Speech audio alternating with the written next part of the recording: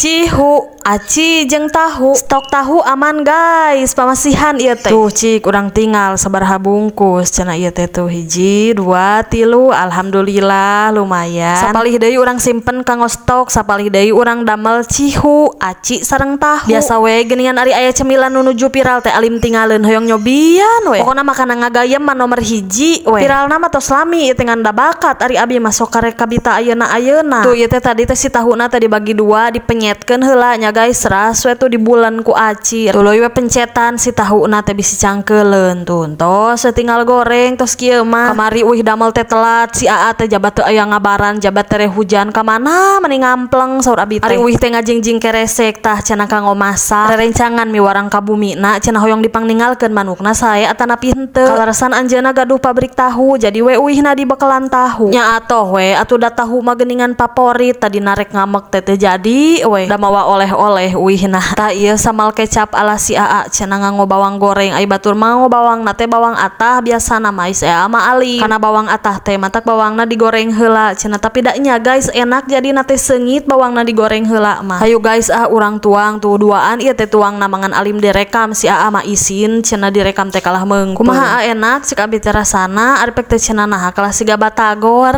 Tapi da nya oge sih guys ieu teh dirasa-rasa mah siga batagor. Cuma cingeuk ngahuap teh asa anu tinggalin teh di sangwan mah. Angke deui mah mun ngadamel cihu teh rek nganggo bumbu kacang we meh siga batagor. Nya batagor low budget we geuningan ieu mah.